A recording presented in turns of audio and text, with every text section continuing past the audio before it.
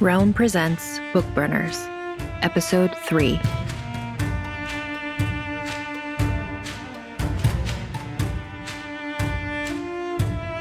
One. The door was just a wooden door, made from 3 wide planks. Sal had just walked through the wide rooms and long hallways of the Vatican Library, with their marble and their frescoes and their saints in a million colors. The kind of stuff that hits you over the head with the knowledge that you were most definitely not in America anymore. Old Europe. Old money, old secrets. Secrets within secrets. Compared to all that, this door looked like it was going to lead to a broom closet. Except there was Father Manchu, his hands behind his back, waiting for her. And there was a 7-pointed star on the door. "Looks a little satanic for around here, doesn't it?" Sal said. "Everyone says that the first time they see it," Manchu said. "It's an old symbol of protection. The Society's entire library is shaped like that star. Ready to see it?" Sal nodded. "You sure you're all right?" Manchu said. "I'm fine," Sal said. "Let's go." Manchu opened the door. They found themselves in a little room with no apparent purpose. Bad architecture, which, considering it was the Vatican, was a little surprising. If this were in America, there would be vending machines here, Sal thought to herself. Vending machines and trash cans. But it was just the top of a staircase, a twisting black metal staircase. "It's wrought iron," Manchu said. "More like overwrought," Sal said. Manchu laughed. "You haven't even seen all of it yet." The stairs corkscrewed below them for what seemed like at least 4 stories. The middle column was a rod of iron. The outside was a lattice of metalwork that Sal thought at first was covered in barbs, until she saw that the barbs were animals and trees, figures of people in the act of various gestures. The wonders of the natural world. It was beautiful. It was like being inside a birdcage.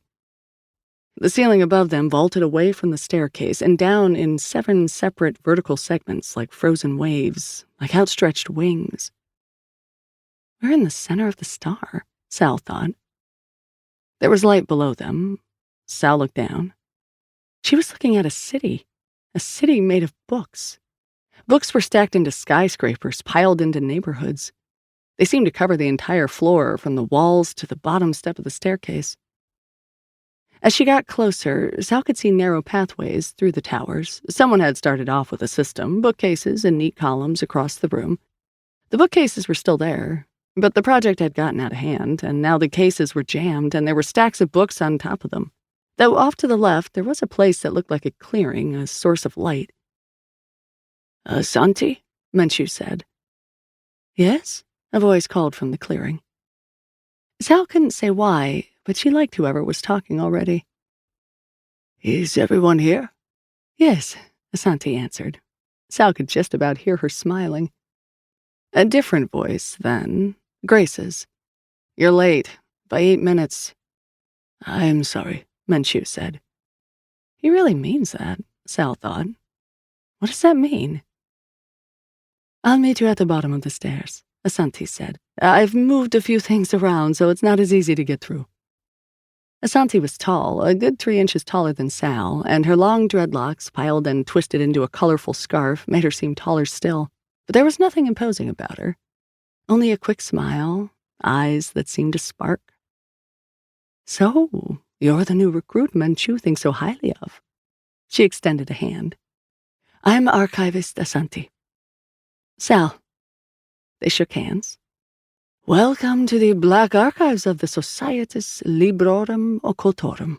Come in, the others are waiting." Santi guided Sal and Manchu through the towers of books, talking as she went. "The library was built in the 1400s. The architecture gives that away, don't you think? When the Society's collection grew a little too large and a little too dangerous to have in broad daylight, or just sitting in some monastery. Take a left. No, the other left. That's it.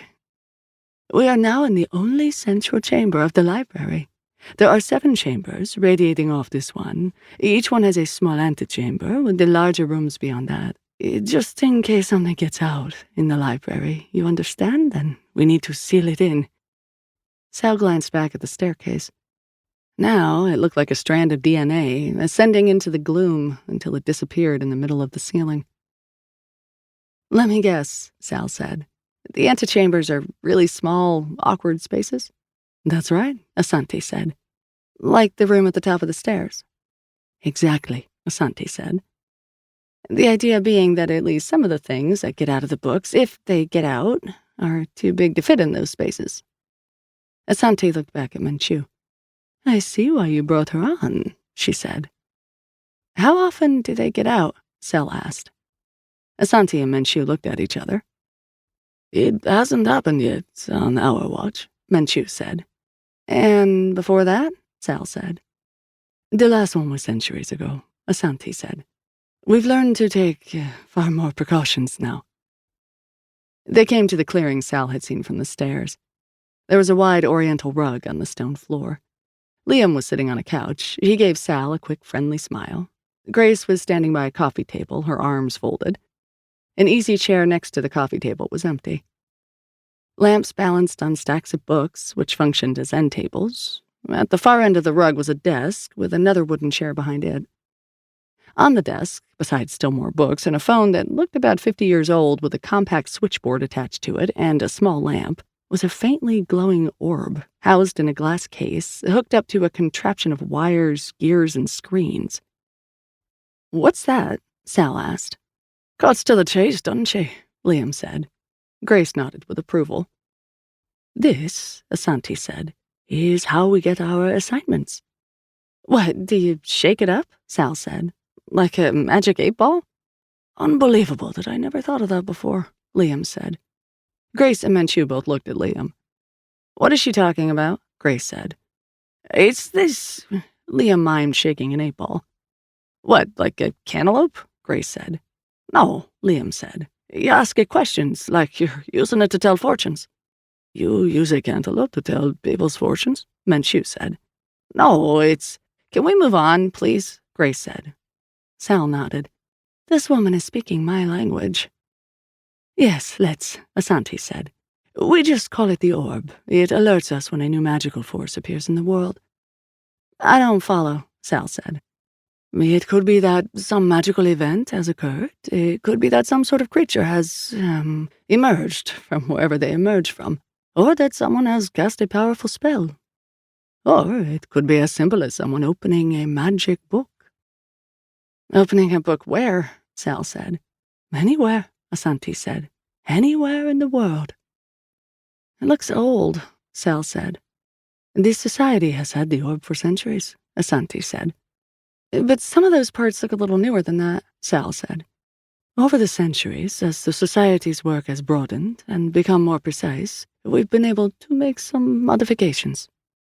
"You've figured out how magic works?" Sal said. Asante looked at Manchu again. "Not exactly," Asante said. Sal's brow furrowed. She turned to Manchu. "The Society uses magic?" she said, accusing, hurt. "It did," Manchu said, "in the past. It doesn't anymore, not like that."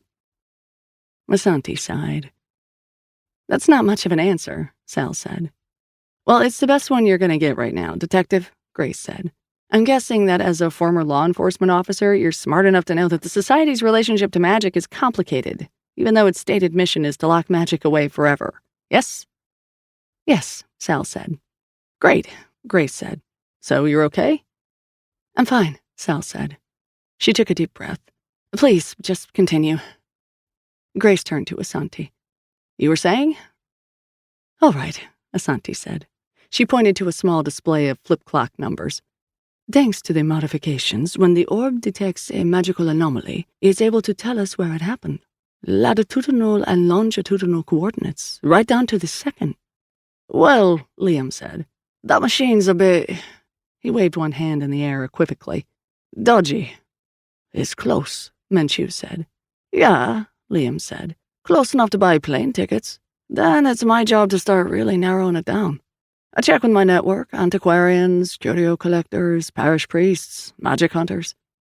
"Magic hunters?" Sal said. "Yeah, you know, like tornado hunters, except magic," Liam said. So, those ghost hunter cable TV shows are real? Oh, no, those are fake. If they were real, the cameras wouldn't work around the ghosts. We're getting off topic, Grace said. Again. Right, Liam said. I also read the papers. I listen in on police chatter, check blogs even. Status updates, like I do all the time, except in a more focused way. Looking for anything weird. You're looking all the time? Sal said. Well, yeah, because it turns out even the orb doesn't catch everything. It catches most things, Menchu said. Some things, Liam said. I imagine you find plenty on your own, anyway, Sal said and looked at Grace. Grace smiled back at her. Thank you for keeping these boys in line. Absolutely, Liam said. Even when the orb goes off and I'm narrowing it down, I find a lot of things not related to what we're looking for. But eventually, usually by the time we absolutely need it, I've narrowed it down so we can bag it and tag it. Bag it? Sal said. Menchu produced a shroud from his pocket. If it's a book or some other artifact that we can carry, we wrap it in this. Keeps the magic contained until we can bring it back here. Let me guess, Sal said.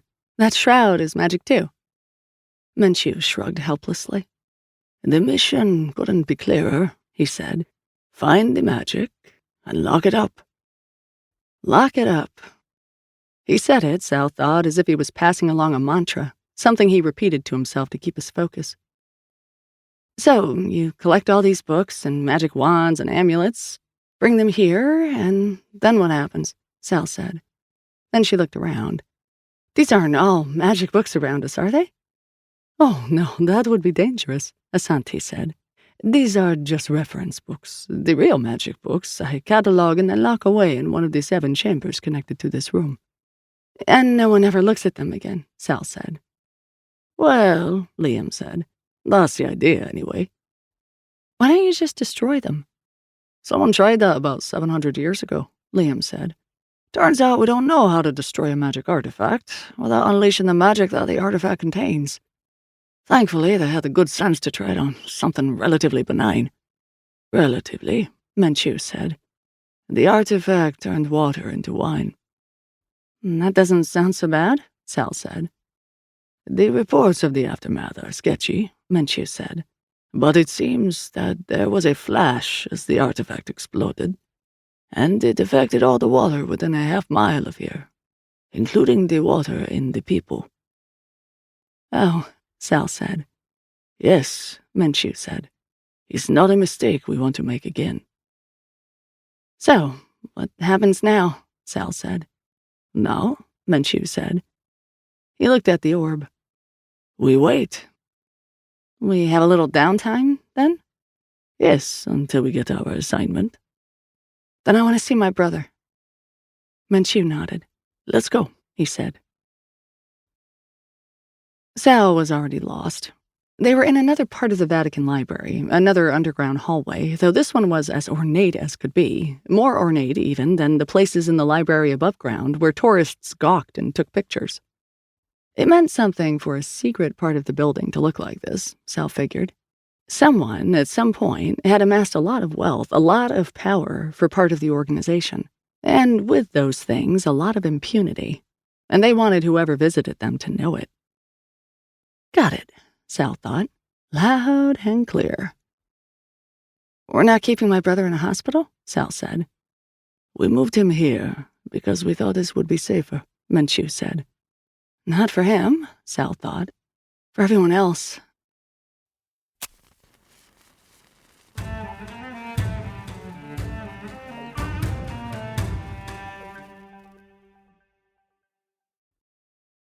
Menchu gestured to a row of 4 carved wooden doors, painted and embossed with gold.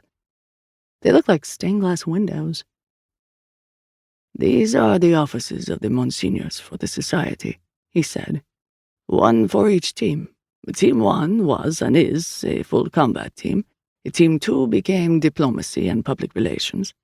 You could think of Team 3, that's us, as acquisitions and storage. Sal nodded toward the 4th door. What does Team 4 do? Sal said.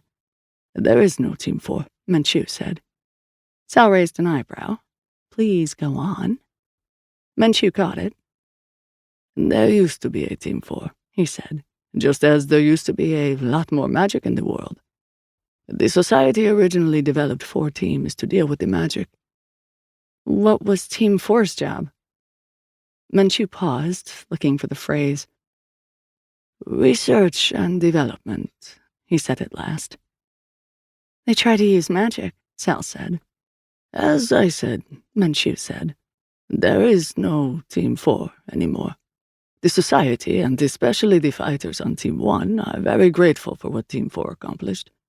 But there came a time when the risks were not worth the gains. They passed by a large space that looked like a courtroom. Natural light streamed in from above. The ceiling was several stories above them and all glass.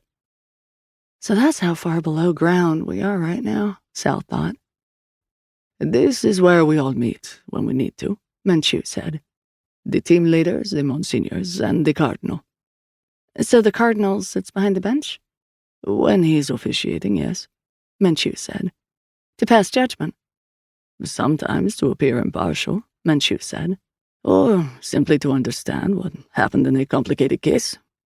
But Sal could tell she'd struck a nerve. Menchu didn't like the hierarchy any more than she did. Maybe he liked it less. What the hell, Sal thought. Let's poke that nerve. You've been here a while, she said. Yes, Menchu said. Ever thought about having the cardinal's job? I've thought about it, Menchu said. Didn't want to pursue it? It was offered to me once. I didn't take it. Desk job's not for you? It's complicated, Menchu said. 2 men wearing vestments passed them in the hallway. They both, Sal noticed, had unusually shaped heads. One of them was very round. Sal imagined his skull looking like a volleyball. His face was packed into the center of the front of it. His tiny ears seemed glued to the side, and his hair didn't know what to do. There was no place to lie flat. The other man had a very long face, a towering forehead. It was as though his head was made of taffy. Sometime during his childhood, someone had pulled on it, and it didn't go back to normal. Balloon and stretch, Sal thought. She took a mental picture. Menchu nodded at them. They nodded back. Then, in unison, they gave Sal a very scrutinizing glance, a once-over, sizing her up. Cold, calculating. Sal got the distinct impression that they didn't like what they saw. The 2 men kept walking. Sal waited until they were out of earshot. Who are they? Desmet and DeVos, Menchu said, a part of Team 2. Those guys are part of diplomacy and public relations? Sal said. Also exorcisms, Menchu said. Sal almost laughed. And they're good at their job, Menchu said. That's what matters. But Sal could still hear a little twinge in his voice. There had been a reason he didn't introduce her to them, and it hadn't just been because she didn't speak Italian. Come on, Menchu said. The hallway turned and turned again until they reached another carved door, not as ornate as the others. Unpainted. Here, Menchu said. The room had paneled walls, a plaster ceiling with a chandelier, a woven rug on a deep red wooden floor. But other than that, it was a hospital room. Feary lay on a bed with a thick mattress and a metal frame, surrounded by machines. Wires ran from his scalp. An IV ran from one arm. Sal went to his side and put a hand on his chest. He's breathing on his own, at least, she said, putting the bravest words she could find on what she was seeing. He looks good. Menchu kept a respectful distance. He's receiving the best care he could get anywhere, he said. We're looking after him physically and spiritually. Supernaturally, you mean? Sal said. Holistically, Menchu said. It was a gentle correction. Your brother isn't in prison or quarantine. If he woke up and he was... Himself, Sal said. Yes, himself, Menchu said. He would be free to go. We wouldn't keep him. Sal swallowed. I know we've talked about this already, she said. I know you can't say what the chances are of getting that demon. The hand, Menchu said. Yeah, the hand. I know you can't say what the chances are of getting it out of him or if there's anything else we could be doing to wake him up. I understand that it's all a big question mark, but He's still in there, right? Or has he been taken somewhere? We think he's still in there, Menchu said. And he's not brain dead? Sal said. No, Menchu said. Not physically, no. She moved her hand from Perry's chest to his forehead. What's it like for him in there? She said. There was a long pause. She could tell Menchu was searching for an answer. God only knows, he said at last. God and Perry, she said. Then, just Perry.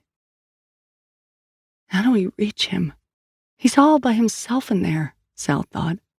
Out there, all alone. Then she had another much worse thought. Except that he isn't alone. Not at all. Right then, the chances of finding the cure, finding the right book, seemed so remote, impossible, the tiniest sliver of a needle in a universe of haystacks. They'd found a pair of wings, Menchu had told her, a well that answered questions. Wondrous and useless, totally useless. Where was the book that would bring her brother back? And who in the world was going to find it? 2. Gabriel lived by himself in Madrid, in the apartment where he was raised, a ramshackle string of rooms off a long hallway that smelled vaguely of mildew, though he could never find the source. His parents had both died, his father years ago, his mother not soon after, and he lived among the things they had left behind. The wallpaper was starting to peel off the walls. His parents had put it up when they moved in. That was their double bed in the biggest bedroom, their bedspread. Gabriel ate at the dining room table they had bought when they were first married. The curtains he drew over the windows were the ones his mother had made. Gabriel's only regular visitors were 2 sisters from upstairs, Elena and Victoria, who came over every few days when they needed to escape their own parents, their own smaller apartment. They thought of Gabriel's place as their secret castle. To them, its rooms were vast and unending, and they spent hours exploring them. The remnants of his parents' lives were souvenirs from distant places. They loved the collection of figurines of angels and animals that Gabriel's mother had kept. They took them out and played with them on the dining room table while Gabriel made them a snack. Gabriel liked the girls, appreciated the company. Gabriel kept the apartment, just barely, through a series of small jobs. He had been an office clerk, then he was a cashier at a pharmacy, then he became the manager of a movie theater. It was his favorite of the jobs he'd had, even though he knew there was no way it was going to last. The theater was falling apart around him. It was in worse shape than his apartment, while the street bustled with pedestrians outside. Almost none of them ever came inside. But he loved the movies. The owner had a taste for the surreal, which suited Gabriel fine. They played The Spirit of the Beehive once a month. They ran Buñuel. They ran Jodorowsky. Gabriel sat in the back, behind the 3 or 4 other people in the theater, and let those movies take him away. He knew they were supposed to be unsettling. They were designed to worm their way into your brain and lay eggs, change you. But they didn't unsettle Gabriel. He found them soothing. They were an escape. At last, the theater's owner decided to close down the theater for good and asked Gabriel to help him and some kids he'd hired off the street to clean the place out. The kids were from somewhere in North Africa. Gabriel didn't ask where because it seemed rude. They spoke very little Spanish and worked hard. Gabriel gave them a couple hammers, screwdrivers, and a crowbar and got them on the job of removing all the theater's fixtures, the counter, the lights, the carpeting, all of which the owner was hoping to sell. Gabriel went down to the basement to clear out the film canisters that hadn't been touched in years. He was sure the film inside was ruined. It had to be. As much as the owner loved movies, he hadn't taken care of the stock. So it was just a question of clearing everything out. Which was how Gabriel found the book. It was on an upper shelf in a closet, along with some old canisters and a rusty wrench. Gabriel had no idea how long it had been there. He slid it off the shelf and held it in his hands. It was big enough that he had to cradle it like a baby. A heavy baby. The cover's thick leather was so wrinkled and textured that it looked like a mountain range seen from a plane. Gabrielle brought it under the light of the naked bulb above him. There was the faint outline of a title. It had been legible once, maybe even gilded, but the gold was long gone, the lines that formed the letters worn away. As he was running his hand over it, he noticed that the book was warm. He had the strong sense that he had discovered something he shouldn't have, but he wanted it anyway. He left the book in the basement when he dismissed the boys for the day so they wouldn't see it. After everyone had left, he waited until the street was a little quieter. Then he carried the book home that night in his arms. He had left the windows open in his apartment, and it was cold. He put the book down on the dining room table. The windows rattled as he closed them. The floorboards creaked beneath his feet.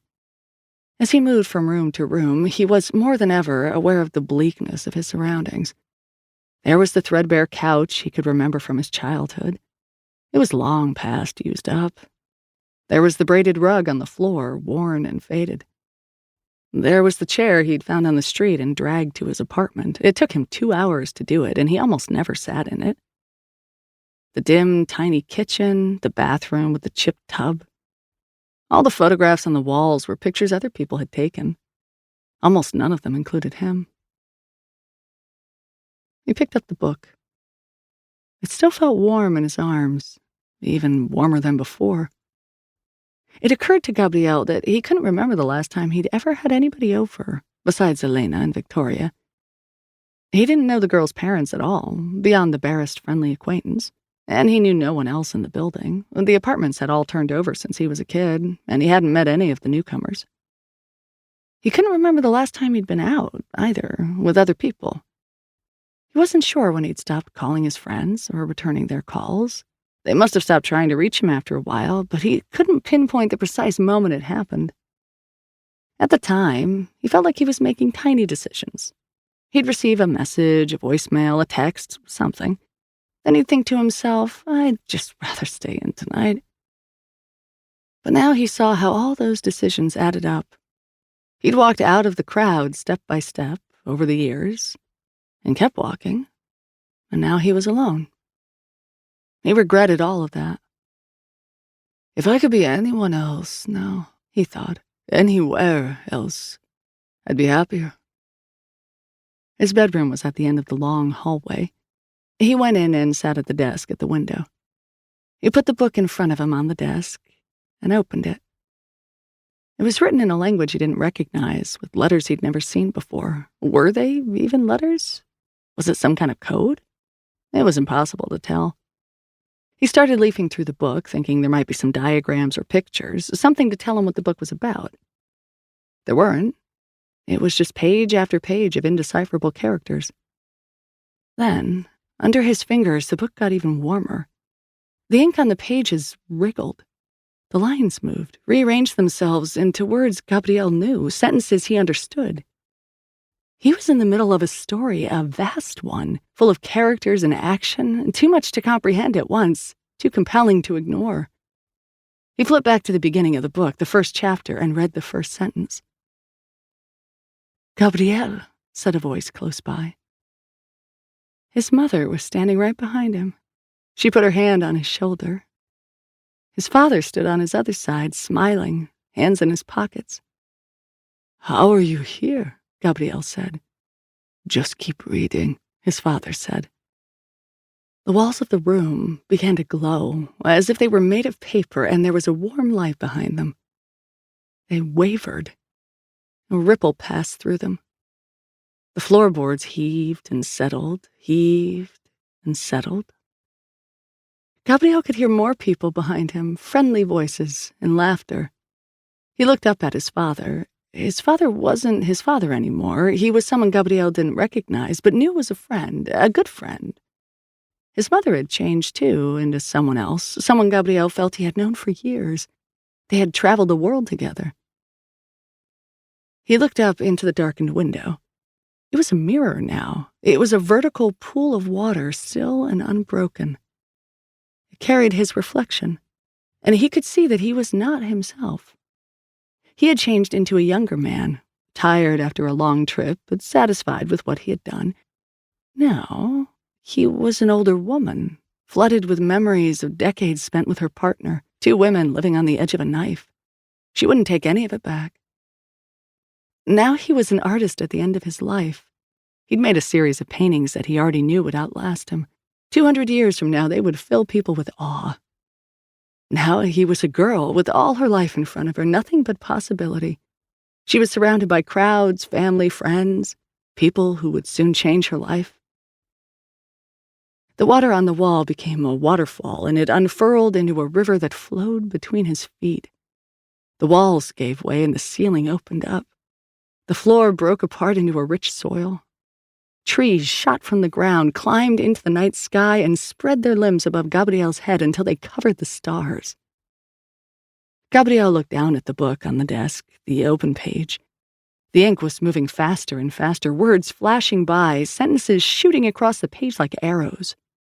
He knew it was all going more quickly than he could read, but somehow he understood it all. He was ecstatic, breathless, so carried away that he didn't notice at first that his fingers had sunk into the book itself. His hands had melted into the paper until it was impossible to say where he ended and the book began.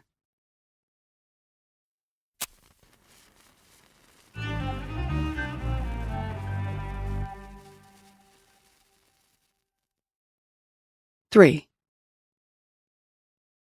The orb lit up, as though some ember smoldering inside it had finally caught fire.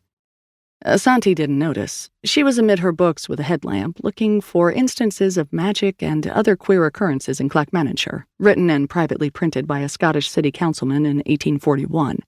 She'd read it years ago, but something about Perry's case rang a bell. Something that made her think that Perry should be transferred to a more secure facility. He needed constant watching. Maybe they all needed watching. But she had to know more to be sure. She still hadn't found the book when she heard the numbers clacking on the machine. She ran to her desk, picked up the phone, and hit a switch. Sal was in her new apartment, a tidy little unit in a nondescript apartment building in a nondescript part of Rome. Someone in the Vatican, she would never know who, had arranged it for her. It was ready for her when she got there. White walls, a double bed under a fluorescent lamp, a small wooden dresser, a little table with 2 chairs, a shaded balcony that looked out over the alley behind the building, where cars went into and out from the parking garage underneath. It would do. Her phone pinged. She didn't know she had an international plan. Someone must have arranged that, too. She got Asante's message and hurried across town, into the library, through the wooden door, down the stairs. "You're the last one here," Grace said to her. She was standing in almost exactly the same spot she had been before. Did she even move? Sal thought. Liam was on the couch, tapping away at a laptop. As soon as Grace was done talking, he raised his eyebrows and shook his head. "I heard that," Grace said. "Where are we going?" Sal said. "Madrid, it appears," Asante said. She was poring over a stack of papers at her desk. "Though where exactly is unclear," Liam said. "We have the coordinates." "Yeah," Liam said sarcastically. "We have the coordinates." Manchu nodded. "Good." He turned to Asante. "Any idea what we might be facing?" Asante didn't look up from her papers.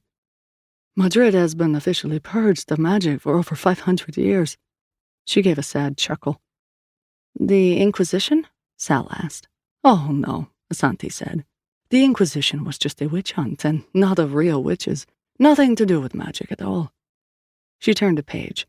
"But even so, Madrid seems dry. There was a brief flurry of magical activity during the Spanish Civil War, and the usual spotty records of underground societies during the Franco years and after. But they seem like dabblers. There's no indication that any of them got hold of anything truly magical. No books or artifacts or anything else that I'm aware of." "So whatever we're dealing with, it's a rogue," Grace said. "That's right. Possibly predating the Inquisition when they declared the place clean." "Orbic?" Liam said. "Could be," Asante said. "But that's a guess, not even a hunch." "So we don't know what we're facing," Grace said. "At all." "Afraid so," Asante said. "This isn't going to be like Ea Flakia Yokic, is it?" Grace said. Asante looked up at last, slightly irritated. "No, this is not going to be like Ea Flakia Yokic," she said. The volcano in Iceland? Sal said to Liam. Yep, Liam said. You know those eruptions in 2010? No one could fly in Europe for days? Apparently not entirely the result of natural forces. Grace interrupted. There was a dragon, 7 stories high, living under the volcano, which had been there for over 1,000 years and was the subject of several local legends. But were we told any of this when we got on the plane? My Icelandic was rusty, Asante said. It won't happen again. It's certainly not going to happen in Madrid, she said with a sudden authority that made Sal believe her. Grace did too. She backed down. Well, whatever is happening in Madrid, Liam said. Haven't heard anyone call the police about it yet. Thank God, Menchu said. What happens if the police get involved? Sal said. You're a cop, Liam said. You should know. Things get a little messy. Let's just say the sooner we get there, the better. He sighed. Why can't they just take the books out to a barn up the back house of nowhere and open them up there? Everything would be so much easier. How's your Spanish? Grace said. I can order at a Mexican restaurant, Sal said. That's about it. Grace shook her head. Americans, she said under her breath. They headed out to the airport. 4. The family living downstairs from Gabrielle heard noises above them and thought it must be the building. In the apartment upstairs where Elena and Victoria lived, the family heard their floorboards creaking when they weren't walking on them. Something was going on below their feet. Go down and see how Gabrielle is doing, the parents told their daughters. They knew he lived alone, and even if they didn't know him well, they were worried about him. So the daughters skipped down the stairs to Gabrielle's door. They knocked. There was no answer.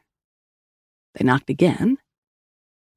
They felt a rush of air around their ankles, first toward the door, then away from it, like a long, sighing breath. Then the door opened, all by itself, and great hands, strong yet soft, scooped them up and took them in. The girls didn't get a chance to see what the apartment really looked like now.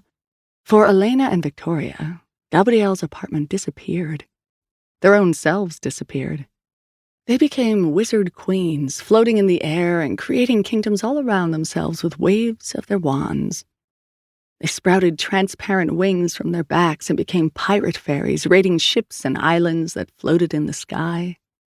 They were swooping dragons in a world where the only land was a sheer and never-ending cliff that disappeared into the clouds above and below them, and cities like gigantic mushrooms grew from trees that clung to the rocks. At last, they were sea creatures they couldn't have described to themselves, even as they were described in the book. They were slim beings with fins and gills, long, flowing tentacles, braids in their hair. They swam in a pink ocean among 8-eyed leviathans and a web of towns that drifted in the current together like a school of jellyfish. They didn't know where they really were, or what was really happening to them. It took the girls' parents a few hours to realize something was wrong. The sisters' visits with Gabrielle were never short, but the kids were always home before dinner. "How long have they been down there?" their mother said. The father looked up from his phone. He hadn't realized how late it had gotten. "I'll go get them," he said. He headed downstairs to the landing in front of Gabrielle's door. He could hear what he thought were voices. He could hear something, anyway. "Elena, Victoria," he called. They didn't answer. He put his hand to the door. It was warm, warmer than it should have been. "There's a fire in there," he thought. He called out his daughter's names again. There was still no answer. He ran down the stairs to the superintendent, and they both came back up to Gabrielle's landing. "Gabrielle," the superintendent called. "Are you in there? Are those girls with you?" The superintendent tried his key. It turned, but it didn't unlock the door. Then it stuck, as if held there, as if something had reached into the lock from the other side, something with very powerful fingers, and had latched hold of it. The superintendent jiggled the key. "I can't even get it out," he said. "My girls are in there," the father said. "Gabrielle," the superintendent yelled. "If you don't open this door in 30 seconds, I'm calling the police." They waited. It was quiet on the landing. Then they felt the air move all around them from up and down the stairs as if it were being drawn under the door to Gabrielle's apartment. They watched as the door flexed outward in its frame. It was inhaling. It was as obvious as it was impossible.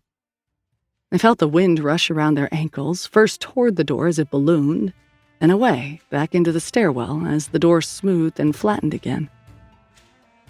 They looked at each other. Each one confirmed to himself that the other had seen it. "Call the police," the father said. You are listening to Bookburners, created and produced by Realm, your portal to another world. Listen away.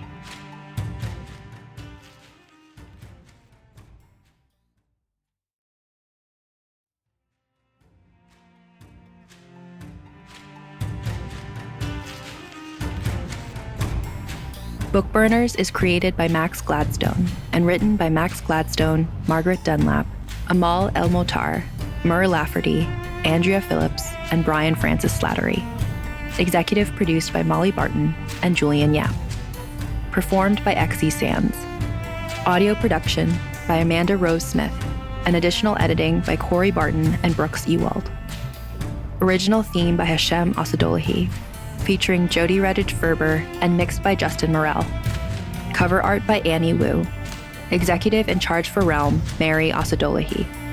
Find more shows like Bookburners by following Realm on Apple Podcasts, Spotify, or at realm.fm.